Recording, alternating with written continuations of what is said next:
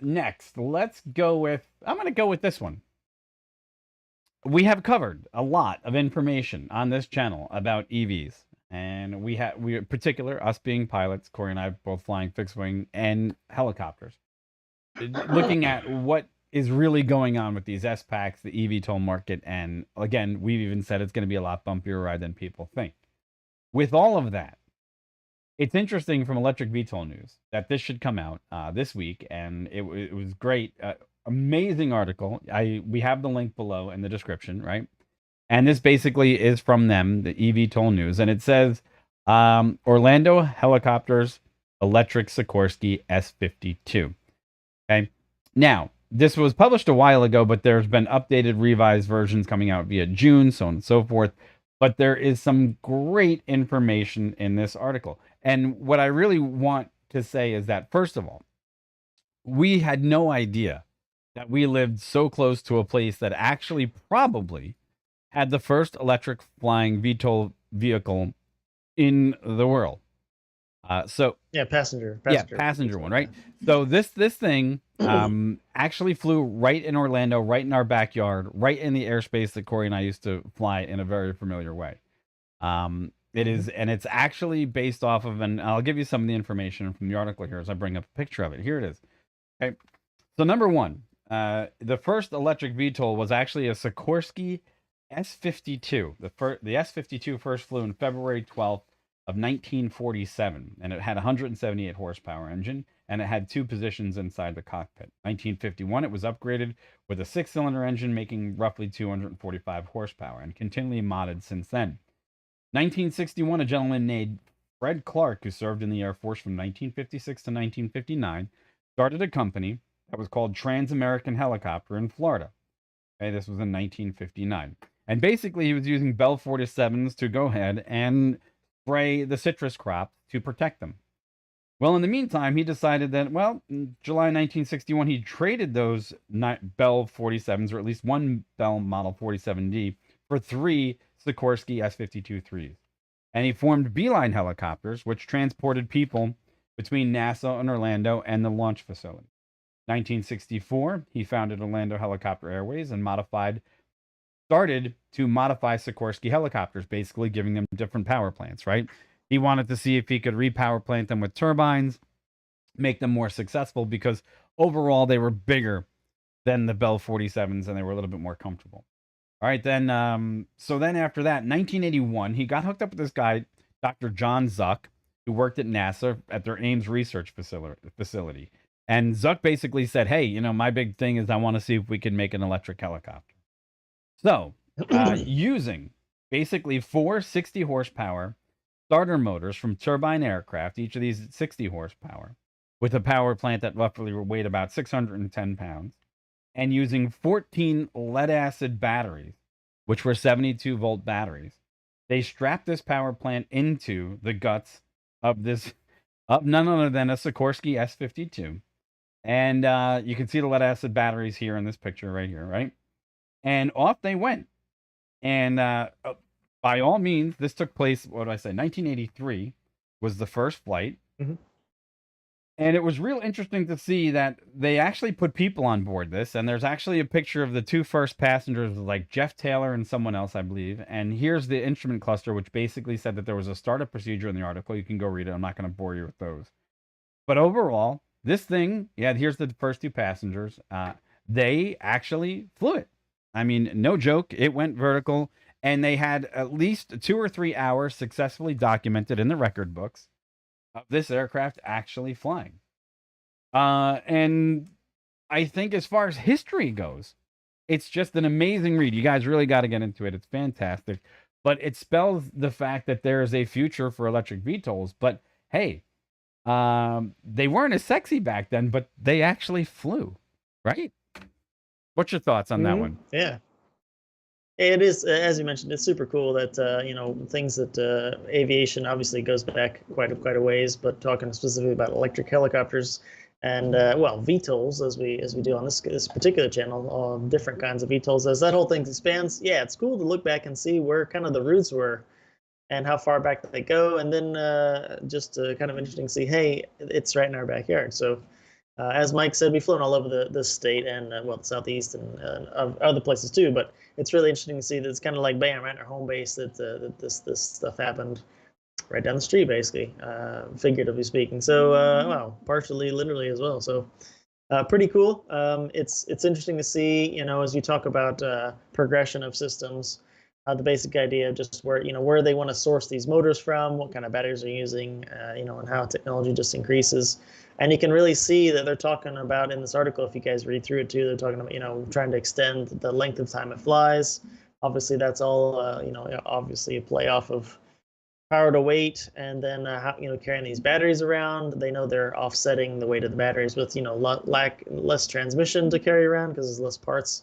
So it's interesting to see that while this still was going on back in the 80s, in this case for the electric version of this aircraft, they're still trying to solve the problems that some of the they look a bit different, but the problems are still basically the same, right? What do you do with batteries, and how do you make them go further? And the batteries don't get lighter. We've talked about this multiple times. Jet fuel, internal combustion aircraft. You burn that fuel, so the aircraft gets lighter as you fly. So that's obviously still a thing. You guys can figure that out too. So yeah, it's interesting. It's pretty cool. I like the design of the whole thing. Look, the simplicity that they went through, and unfortunately you can't see it in this picture, but you can see the tail rotor drive shaft come up from these 4 motors, how they were coupled together, and how they actually put them together was great.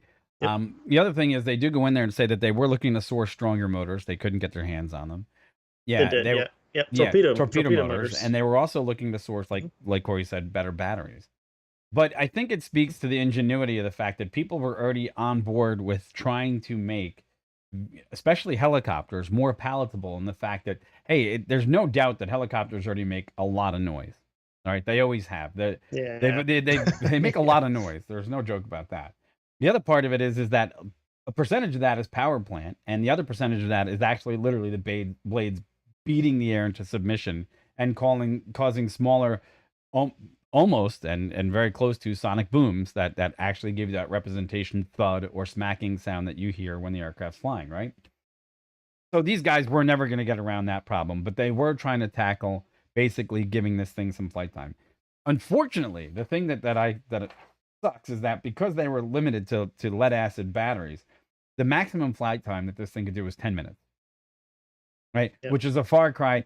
And it also speaks to the fact that even back then, the weight of the actual unit that needs to be part of the fuel for this system actually reduced the amount of efficiency that it had as far as flight time, which goes to show that some of the things that we've spoken about are still going to be issues, and that really eVTOLs are going to be the biggest benefactor towards a development in better battery techniques or better battery development and longevity and battery weight development. That's going to speak volumes for how the eVTOL market takes place and literally takes off. So how long do you think, I mean, we've been looking at battery technology now for the past couple of months, actually. You've come up with some great stuff about Elon Musk using sodium in different ways. Yep.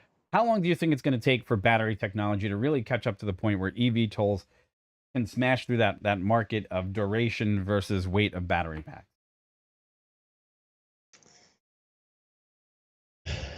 I think when and there's a few things to talk about when you think of a new technology being implemented in widespread use, other than just research, but also having it replace whatever it's being made to actually replace itself, right?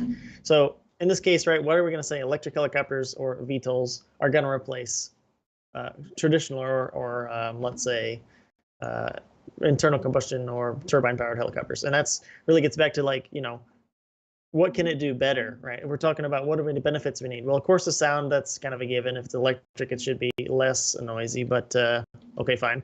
But then, if an electric helicopter like this one in this picture, very cool, right? But if it only flies 10 minutes, I mean, what are you gonna do with it? I mean, it's pure research, basically. You can't go anywhere, you can't do any meaningful work with it, whether transporting people or anything like that, versus what it would do if it had a turbine powered, what it was powered, or the flat six, or the 6-cylinder that it was powered for back in the day. So once eVTOLs, and obviously because we're talking about pure electric now, not just VTOLs, but pure electric VTOLs, can match the range and payload And then, of course, price comes in too, right? If they can do all this stuff and it's amazingly expensive, well, then it's still not really going to be widespread if they adopt it. But I guess where I'm going with this is we've made a lot of technological advances, and as you mentioned before, there's a few different manufacturers, not just in aviation, but in cars, working to upgrade and diversify the chemistry of batteries. And so that's how long until we see it?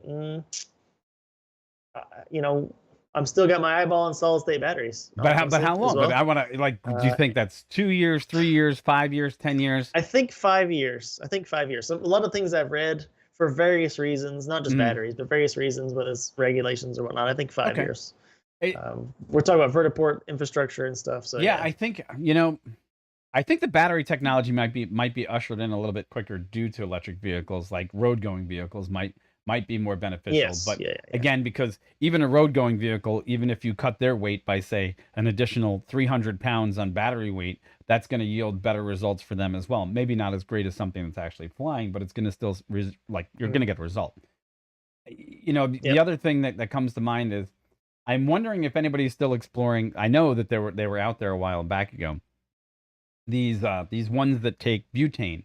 There was like butane cell battery packs and things of that nature. I wonder if there's anything else on the marketplace or not on the marketplace yet that we're not aware of that could be a game changer for the eVTOL market. And there's going to be a market disruptor. I'm sure there's other people making research and doing things right now that we don't even know about that might come out to shock everyone. That could be that game changer because it's all about the weight. It literally is. So just speculative, but it's just great to see that the conversation continues because let's face it, I don't think anybody thought back in 1983 that the design of the quadcopter, something that by all means, when helicopters were first going through the development, they used all sorts of configurations of rotors and things, but they didn't have active transmissions that could keep up with the rotor speeds that needed to change. They didn't have sophisticated composites that could do flapping or lead lag in certain ways, and just the rotor design. Right. So the technology is really pushed along to the fact that now all of a sudden, where the quadcopter really wasn't a desirable design maybe 30, 40, 60, 80 years ago, guess what? It is now, and they're going to make it work. So, very interesting. All right, folks. Well, let us know what you think below. As being aviation buffs, did you even know about this? Number one. Number two, what do you see as the future now that we know that this has been an ongoing challenge for the marketplace to get past this hurdle of weight and batteries? And let us know what your thoughts are on the fact that this man innovated and nobody really knew his name. I did mention his name though, right? Fred Clark. Yeah, Fred Clark. Yeah, I just want to make sure. Yeah, Fred Clark was the guy that really took took the reins of it. And I just want to make sure that we got Fred's name in there and Dr. John Zuck. Those two guys with him. Yeah, the gentleman from NASA. Yes, exactly. So there you go. All right, let us know in comments below. Very Thanks, cool. like, subscribe, and we shall move on to the next conversation.